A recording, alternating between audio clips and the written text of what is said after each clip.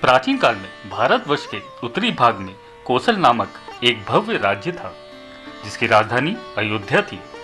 इस समृद्ध नगर पर एक महान और धर्मनिष्ठ राजा दशरथ का शासन था।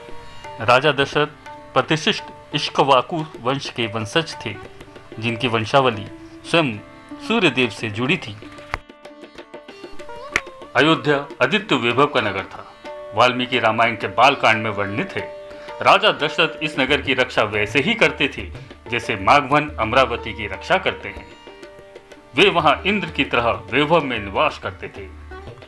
नगर में सुंदर सड़कें, भव्य उद्यान थे और यहाँ संतुष्ट और समृद्ध नागरिक रहते थे।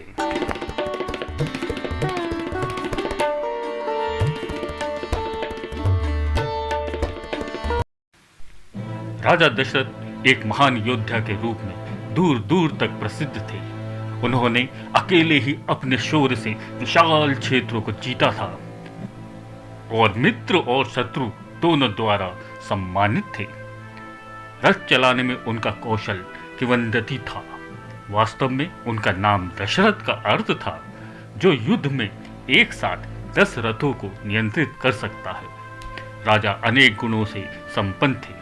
वे बुद्धिमान, न्यायप्रिय और धर्म के प्रति गहरे समर्पित थे। उनकी प्रजा उनके करुणामय शासन और निष्पक्षता के लिए उन्हें प्यार करती थी। उनके शासन काल में कौशल राज्य फला फूला जिसमें धन, अन्न और शांति की प्रचुरता थी। राजा दशरथ के 3 मुख्य रानियां थी। कौशल्या जो उनकी प्रमुख रानी थी और कौशल की राजकुमारी थी। कैकई की राजकुमारी जिन्होंने एक बार युद्ध में राजा का जीवन बचाया था, और सुमित्रा जो अपने कोमल और दयालु स्वभाव के लिए जानी जाती थी। हालांकि एक राजा के पास जो कुछ भी हो सकता था, धन, शक्ति, सम्मान और प्यार करने वाली पत्नियां, दशरथ के हृदय में एक गहरा दुख था। कई वर्षों के विवाह के बावजूद उनकी किसी भी रानी से उन्हें कोई संतान प्राप्त नहीं हुई थी। जैसे जैसे वर्ष बीतते गए, राजा दशरथ की चिंता बढ़ती गई। सिंहासन के लिए वारिस के बिना इक्ष्वाकु वंश और कौशल राज का भविष्य अनिश्चित लगता था। बूढ़े होते राजा ने देवताओं को प्रसन्न करने के लिए अनेक यज्ञ और अनुष्ठान किए, यह आशा करते हुए कि वे उन्हें संतान से आशीर्वाद देंगे, लेकिन इसका कोई लाभ नहीं हुआ। संतानहीन होने का बोझ दशरथ के हृदय पर भारी था। उन्होंने अपने राजपुरोहितों और मंत्रियों से परामर्श किया, जिन्होंने उन्हें और भी शक्तिशाली अनुष्ठान करने की सलाह दी। राजा का धर्म के प्रति समर्पण अटल था और उन्होंने कभी भी यह आशा नहीं खोई कि देवता अंततः उनकी प्रार्थनाओं का उत्तर देंगे। इस बीच स्वर्गलोक में देवता एक गंभीर संकट का सामना कर रहे थे।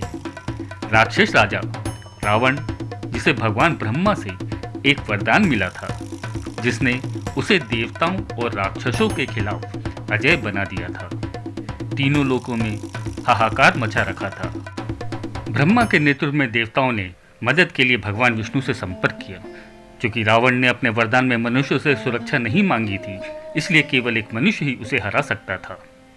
भगवान विष्णु ने रावण को पराजित करने के लिए पृथ्वी पर मनुष्य के रूप में जन्म लेने के लिए सहमति व्यक्त की। उन्होंने अपने पिता के रूप में धर्मनिष्ठ राजा दशरथ को चुना, क्योंकि राजा की वंशावली और भक्ति उन्हें भगवान के अवतार को पालने के योग्य बनाती थी। उसी समय राजश्री वशिष्ठ ने सुझाव दिया कि राजा दशरथ एक विशेष यज्ञ करे जिसे पुत्र कोमिष्ठ यज्ञ कहा जाता है, जो संतान प्राप्ति के लिए किया जाता है। राजा ने तुरंत सहमति दे दी और भव्य अनुष्ठान की तैयारियां शुरू हो गई। ऋष्यशृंगा ऋषि, जो अपनी आध्यात्मिक शक्तियों के लिए जाने जाते थे, उनको समारोह का संचालन करने के लिए आमंत्रित किया गया। यज्ञ पुण्य, भक्ति और सभी निर्धारित विधियों के अनुसार किया गया। पवित्र मंत्रों के साथ आहुतियां दी गई और पवित्र अग्नि प्रज्वलित हुई।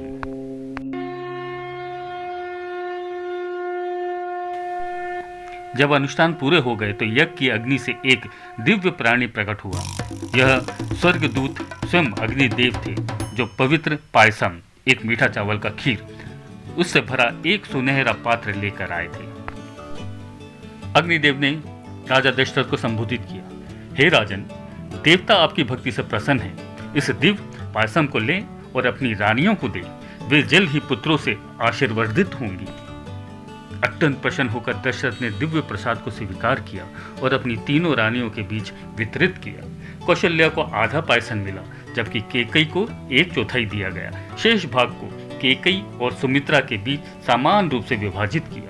यज्ञ के पूरे होने के बाद 6 ऋतुआं बीत गई और 12वें महीने में जो शुभ चैत्र मास था, शुक्ल पक्ष के नवमी तिथि पर जब तारे अनुकूल स्थिति में थे, रानी कौशल्या ने एक दिव्य पुत्र को जन्म दिया।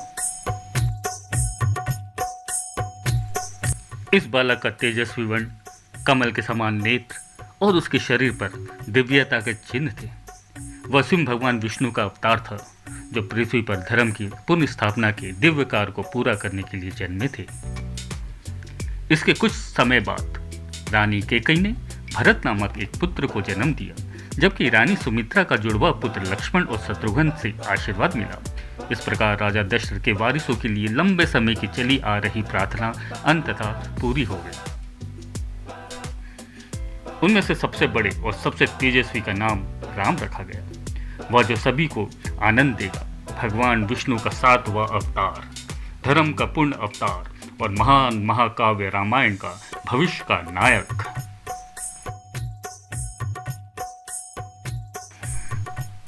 चारों राजकुमारों के जन्म ने राजा दशरथ और अयोध्या के पूरे राज्य को अपार आनंद दिया। सड़कें फूलों और रंगीन पताकाओं से सजाई गई।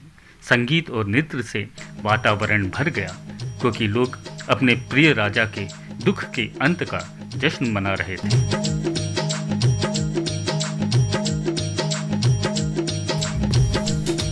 राजा दशरथ ने अपने पुत्रों के नामकरण के लिए भव्य समारोह आयोजित की और ब्राह्मणों, गरीबों और अपनी प्रजा को विशाल धन वितरित किए। महल जो कभी राजा के मौन निराशा से भरा था, अब चारों शिशु राजकुमारों की हंसी और रोने की आवाजों से गूंज उठा। जैसे जैसे राजकुमार बड़े हुए, यह स्पष्ट हो गया कि राम उनमें विशेष थे। वे असाधारण रूप से बुद्धिमान, सद्गुणी और एक राजकुमार को जानने वाली सभी कलाओं में कुशल थे। लक्ष्मण राम के प्रति गहराई से समर्पित थे और उनसे अभिभाज्य हो गए, जबकि भरत और शत्रुघ्न ने इसी तरह का बंधन बनाया।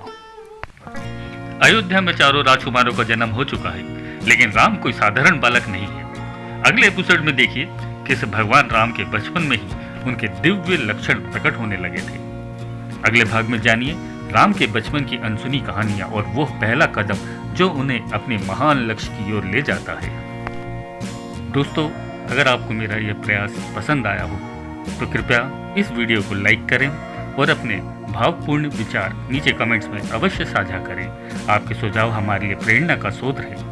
अगला भाग शीघ्र ही प्रस्तुत किया जाएगा। ऐसे ही दिव्य और आनंददायक कथाओं के लिए हमारे चैनल भक्तिमय राज को सब्सक्राइब करें और पास में दिए गए बेल आइकन को दबाना न भूलें, ताकि अगला एपिसोड सबसे पहले आपको प्राप्त हो।